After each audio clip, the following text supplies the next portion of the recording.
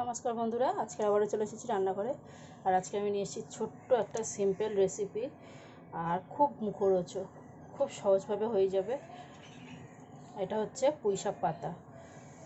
পুঁইশাকের ডগা ডগার দিকটা যে ছোট ছোট পাতা হয়, পাতলা পাতলা কচি কচি, সেই পাতাগুলো নিয়েছি। সুন্দর করে পরিষ্কার করে ধুয়ে এভাবে কুচি কুচি করে কেটে নিয়েছি।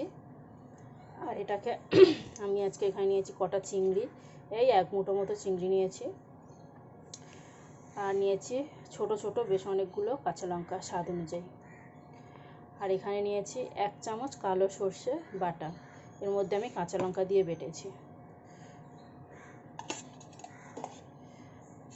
তো চলুন সবার আগে এটাকে আমি ম্যারিনেট করব। একটা থালা নিয়ে নিলাম বড় মতো, তার মধ্যে নিয়েছি একটুখানি হলুদ গুঁড়ো, একটুখানি লঙ্কার গুঁড়ো আর টেস্ট অনুযায়ী নুন।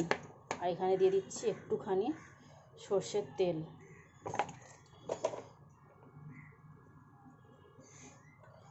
এখানে দিয়ে দিচ্ছি 1 মুঠো পেঁয়াজ, এইভাবে চটকে চটকে দেব।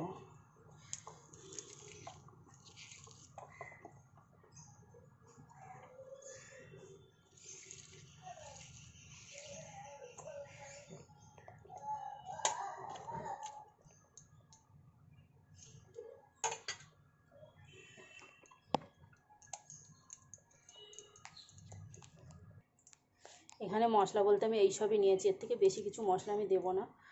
আর এখানে আদা রসুন টসুনও কিছু ব্যবহার করছি না। এখানে সর্ষে বাটাটা দিয়ে দিয়েছি। এবারে প্রথমে আমি মশলার সাথে চিংড়িটাকে ভালো করে মেখে নেব।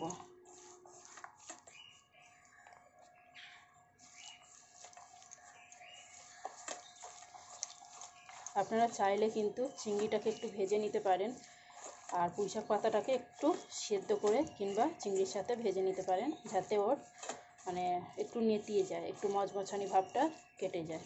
এটা কিন্তু হলেও কিন্তু হয়ে যাবে, তবে কাঁচার যে টেস্টটা থাকবে সেটা কিন্তু ভাজলে থাকবে না, তাই আমি এখানে কাঁচা ব্যবহার করছি।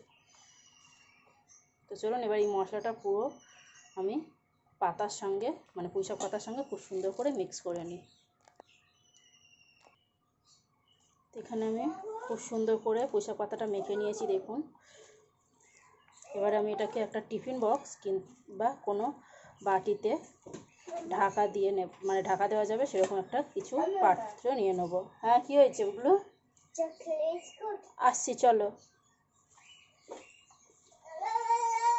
বাচ্চা কাচ্চা ছুটির দিন ঘরে থাকলে বন্ধুরা অনেক প্রবলেম হয় ভিডিও করতে, কাজকর্ম করতে।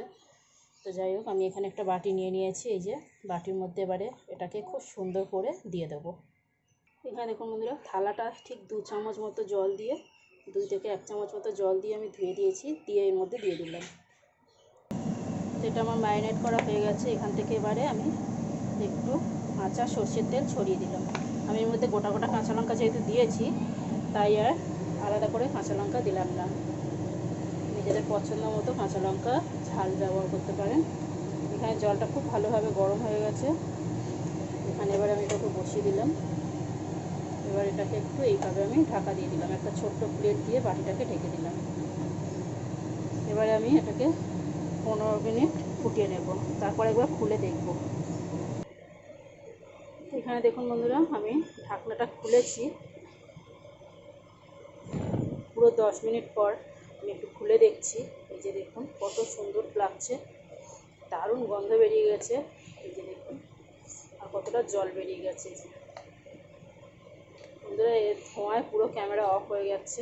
এই যে দেখুন কত সুন্দর লাগছে। একটুখানি নাড়াচাড়া করে দেবো ধরে, দিয়ে আরও 5 মিনিট আমি কুক করে নেব।